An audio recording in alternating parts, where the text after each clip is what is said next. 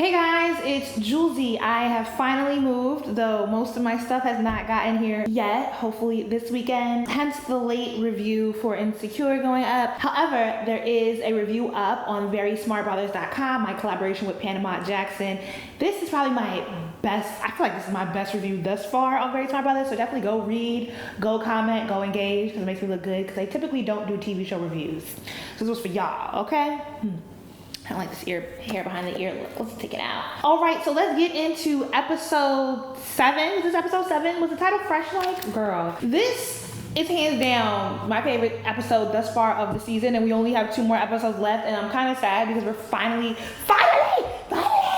getting into the groove of things here. It's like, wow. And everyone was so excited about Lawrence being back. I'm sure the Lawrence Hive got to rejoice and sing praises. I mean, I don't feel like he's a catalyst to why the storyline is finally moving along, but it's like, dang. I more or less feel like the direction they went with the Daniel character kind of dragged the show along, and then finally like dropping him, moving him along, getting him out. I was like, girl, woo. But as far as hype as y'all was to see Lawrence back, you know who I was hyped to see back? Chad, that light-skinned house cat of a Negro. Chad is hilarious. And he's not even a major character. He's literally a background character, and his storyline has me on the floor. His little one-liners, the way he delivers them, I love Chad. I even might have had a tinge of sympathy for Chad, just like a smidge for his fiance leaving him at the altar after finding out he titty fucked. Some strippers, girl. Woo!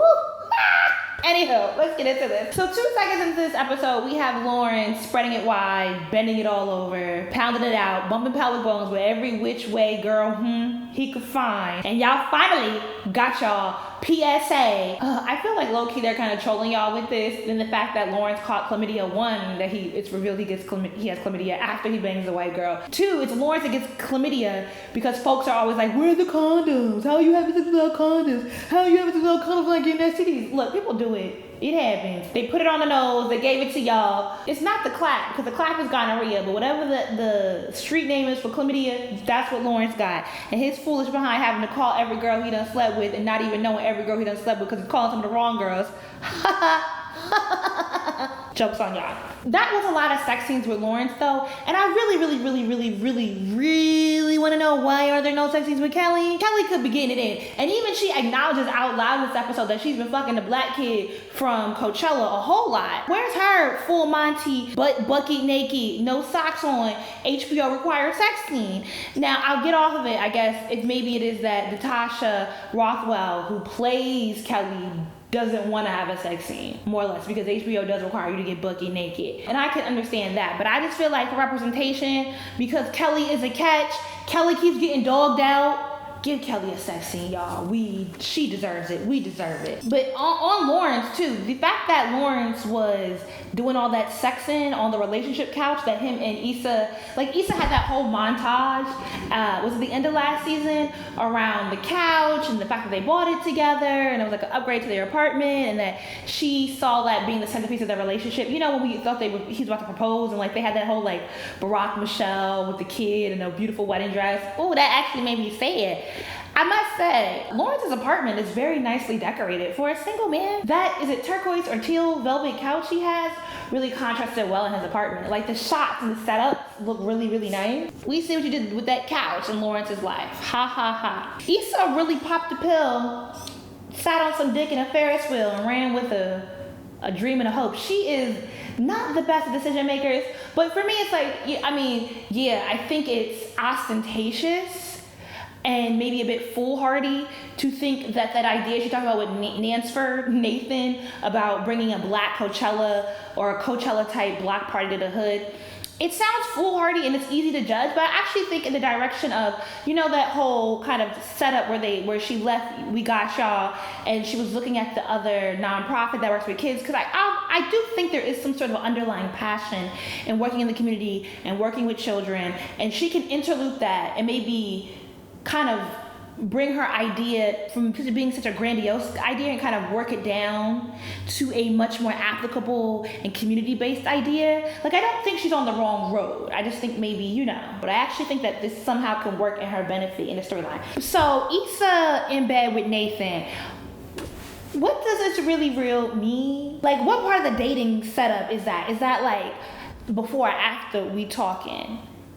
We dating? I guess there's no title. As I said in the Very Smart Brothers review, hope is a very powerful drug, even when it's built off nothing. And somebody commented on one of my last reviews talking about why don't we ever talk about how romantic Nathan is. And I'm like, what has he done that's romantic? Homeboy got her to skip work, trespass. He got in a fight the first interaction with her. He hasn't actually done anything romantic for Issa. They've gone on no dates out. He hasn't paid for nothing. It's always what up, roll up, I'm here. It's very convenient. It is a very much so fall into your lap situationship. So I don't like, what is Nathan bringing to the table? We don't know. And then, did he ghost her? Has he ghosted her? Because how did Liv get in touch with him and get a statement from him? And very well, they could have gotten it over email. But I imagine that some sort of phone conversation having to happen. Where is Nathan? Is he a felon? Is he running? I just really hope that we don't spend the next 2 episodes with Issa moping around about Nathan. Because, you know what I mean? He was like low-key's a pick-me-up in the storyline. You know, we're moving somewhere with it. I don't need us to move down with it, you know? As much as I don't want to see her mope around, it's like we've all, I mean, maybe we haven't all, but I definitely have been a person who fell too quickly and too hard for a fall in my lap situationship, but ain't do nothing but look into my eyes and stare in them dreamily and say something that sound real good, and I'm open and woo woo woo, what up, babe? You know, not in love, but definitely in lust. And then they dip off, disappear, or it abruptly ends, and then, you know, I'm crying over boiled eggs and drinking a bottle of wine because my feelings is hurt. Girl, I just want more Kelly though. That's all. You know, I just don't want to take up too much of the last 2 episodes with it. It's not to say she can't grieve, because I get it, yeah. Just don't, you know, we have 30 minutes per episode. Okay, we're trying to get the most out of it. Molly showing her ass and being able to get a date. First of all, it's kind of I feel like there's a lot of, I'm happy that I can catch a lot of the references this episode. I don't feel too old or too out of date. It doesn't feel like a whole lot of Vine references, because first of all, we get the reference to where are the condoms with Lawrence catching chlamydia. Then with Issa advocating for Molly to give time to this Asian dude. For whatever reason, 2-3 years after her Awkward Black Girl book came out, Issa Rae's Awkward Black Girl book came out, people caught wind that there's a chapter in the book where she talks about how Black women and Asian men should date, since according to statistics and data, we tend to be the lowest in the totem pole when it comes to like dating websites and being desirable for dating in general. The Ankh-right crowd did come after Issa last year. So now, you know, it's in the storyline, and here we are. And you can't really say that Issa's wrong for telling Molly to consider going on a date with Andrew. He is a very nice guy. He got swag, and after she made a plumb fool of herself at Coachella, he went out of his way to return her Valentino jacket to her rather than taking that to Buffalo Exchange and collecting some coin on it.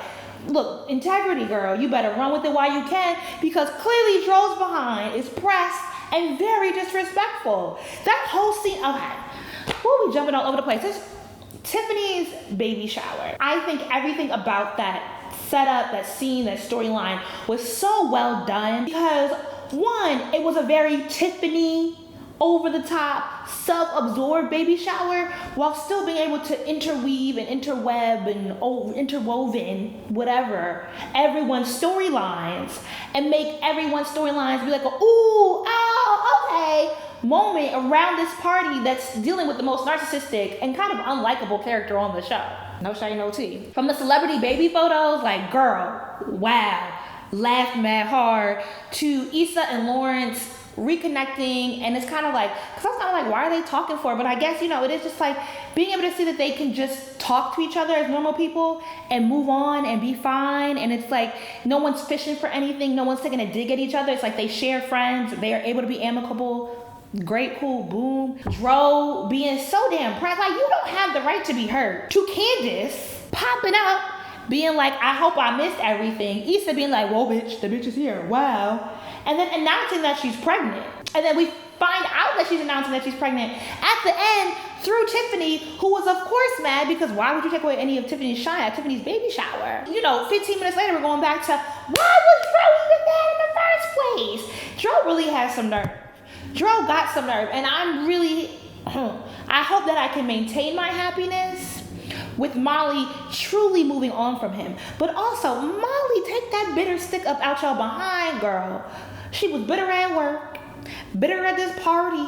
She's ew. We need some more therapy sessions. You might need a little weed in your life, sis. It's legal in California. Because I don't think the dick is gonna solve it. She needs to come to Jesus moment with herself.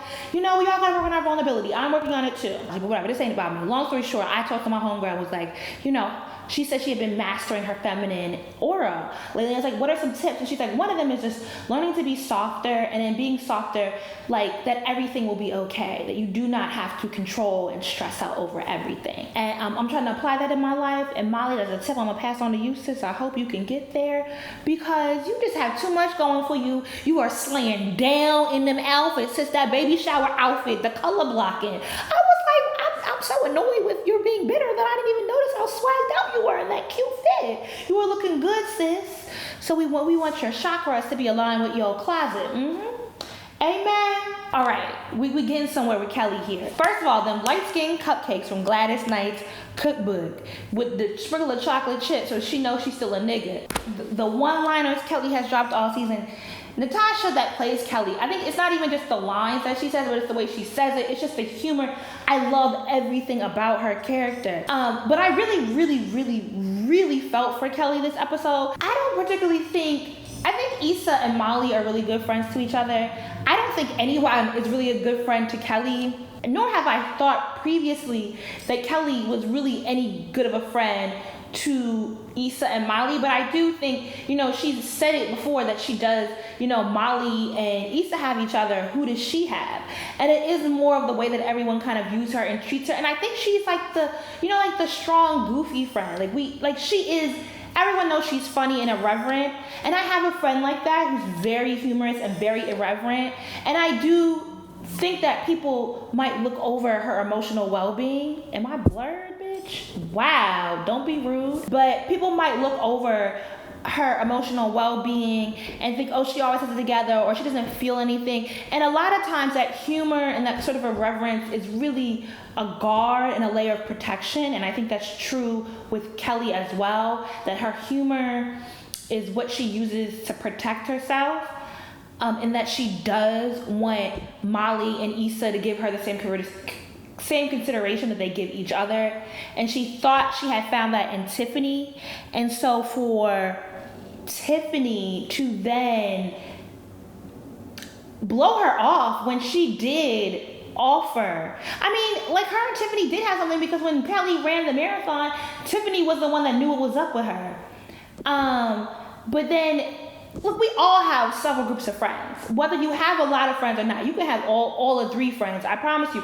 You get into your 30s, you no longer have like a friend group that's just super coherent. It's very rare that people have that. Most of us have a friend over there, a friend over there, and a friend over there. So I'm not surprised that of all people who is very materialistic, very much so about self, very much so about appearances, that Tiffany would have a separate social circle that fits into her realm of how she views her economic self and how she just views herself in general. Because I bet you she they friends because they got money and they light skin too. Did you notice that? Peep game. I'm surprised they didn't draft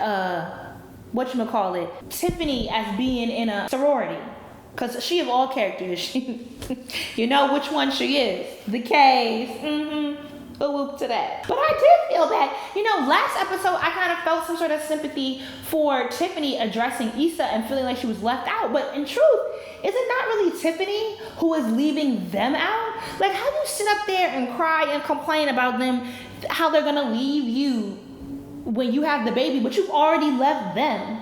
And I'm not really even worried about Molly and Issa, because I low-key feel like Molly and Issa really weren't that offended and didn't really have too many legs to stand on to be offended, because they didn't, as she stated, they did not offer to do that baby shower for her. But Kelly put that effort in, and she wasn't even like, at least be upfront with Kelly. Like, if you don't want her planning it, you could have at least brought her in or gave her some minor duty, but she obviously wanted to be a part of your life, and you're removing her from that. And I think that is wildly unfair to Kelly, but I ain't never liked Tiffany anyway, so whatever. Where do we think we're gonna go next episode? Issa asked Lawrence for help. She didn't ask him directly for help, but she's like, if you know anyone. I don't know if that was more or less just, hey, we having a great conversation, like, let me throw out an empty ask, and you throw out an empty offer. Dro and Candace being pregnant. Are we gonna see more of Candace now? Molly going on this date with wow, so disrespectful. I got a big head. How you gonna go out of focus? Molly and Andrew, Molly and his job, because we still got to get back to that. But let me know in the comments down below, one, where you think the next episode is going to go, and two, what was your favorite and funniest moment from this episode? I think that whole, you better midnight train these cupcakes over the table, everything with Kelly was just hilarious, and Chad and the titty fucking. Woo! That took me out. I just laughed so hard this entire episode, and I enjoyed it. All right, thanks for watching. Check y'all later.